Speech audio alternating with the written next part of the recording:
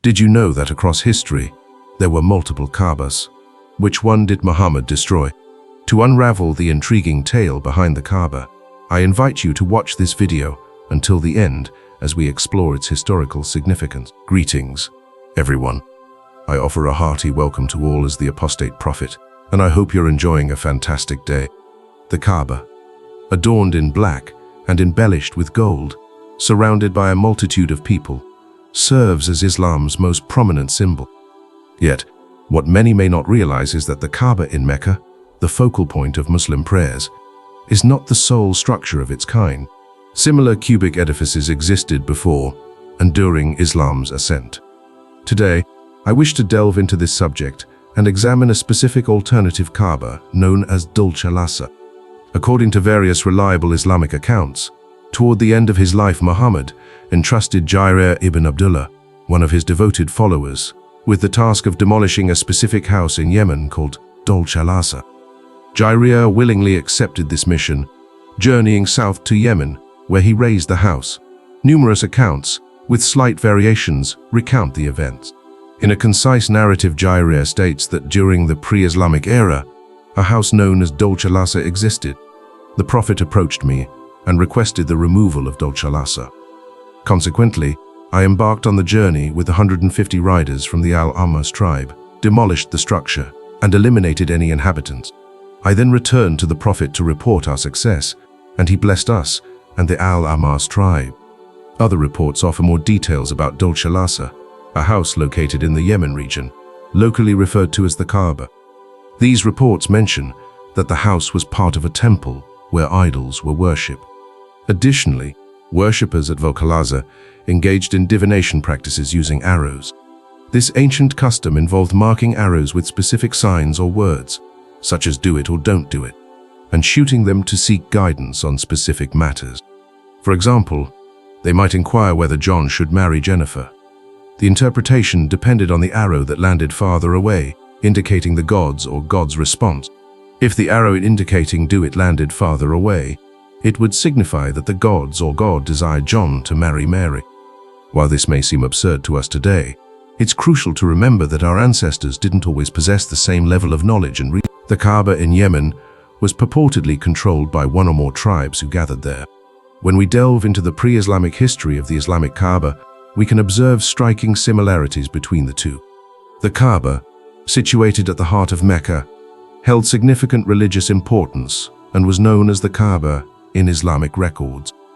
In the pre-Islamic era, the Kaaba housed idols worshipped by polytheistic individuals.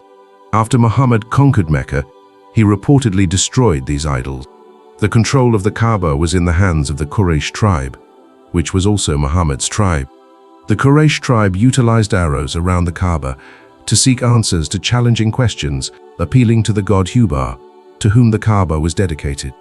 Interestingly, the term Kaaba simply refers to its cubic shape, describing the cube-like structure in Mecca and a similar one in Yemen. Conflicting reports exist regarding Dulchalasa, suggesting that it was either made of white stone or had a white stone as an object of reverence, comparable to the black stone at the Kaaba in Mecca. According to Islamic accounts, Muhammad claimed that the black stone was initially white but turned black due to human sin.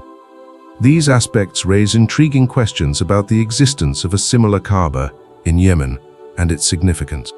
Which one came first, and what is the meaning behind these cubic structures? I will refrain from discussing why Muhammad wanted the Kaaba destroyed or the reasons behind his actions, unlike certain simplistic modern portrayals of him.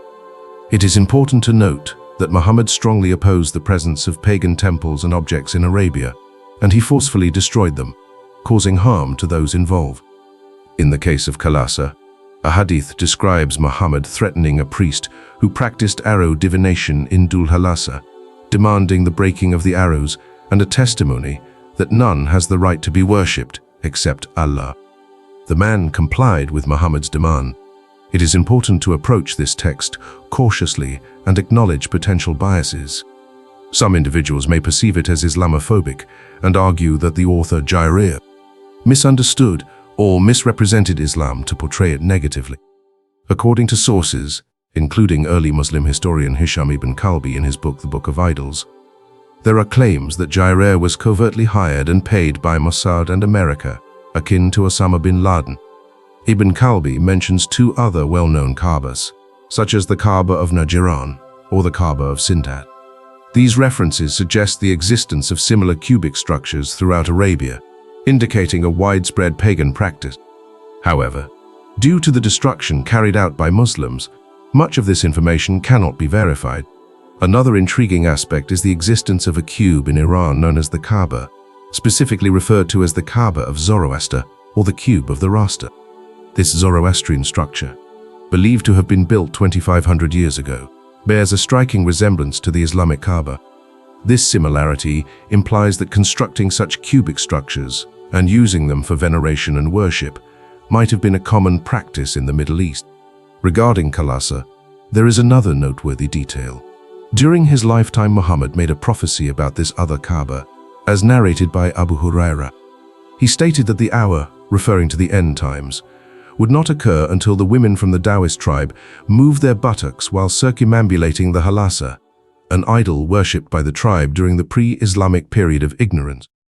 I find it perplexing why the Prophet is discussing the movements of women around a sacred place, specifically their buttocks. However, he does mention that one of the signs of the end times is women from the Taoist tribe performing a worshipping act by circling a structure called the Dulchalasa. Given his emphasis on their buttocks, it implies that they might be doing so without clothing, similar to a common practice near the Islamic Kaaba. It may seem amusing, doesn't it? It is likely that Muhammad made this prophecy before violently destroying the Dulchalasa. Since Muhammad praised his loyal follower Jireer for destroying the Dulchalasa and its inhabitants, it is highly improbable that the women of the Taoist tribe, assuming they still exist, are walking around the Dulchalasa and shaking their buttocks. This particular prophecy is not commonly included in the lists of prophecies Muslims use to validate Muhammad and Islam or to suggest that the end is near. Instead, it is rather embarrassing, and the entire situation appears suspicious and questionable. Furthermore, it seems that the Islamic Kaaba originally served as a place of worship for pre-Islamic Meccan polytheists, despite Muslims claiming it was Allah's first house, built by Abraham, or possibly even earlier, by Adam. Historical records about the Kaaba before the rise of Islam are non-existent, and there is no clear connection between the Kaaba and the Abrahamic religions. Muslims argue that the Kaaba held immense importance and that Mecca was a significant trading center.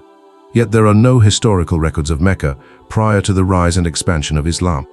It appears that the Kaaba was just one of many pre-Islamic polytheistic structures that people used for their own purposes, which Muhammad subsequently appropriated and incorporated into his syncretic Islamic religion.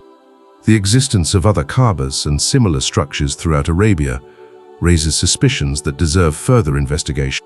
Trusting Islam becomes challenging in light of these observations. Thank you for watching and for your support. If you enjoyed this video, please remember to like, subscribe, and share.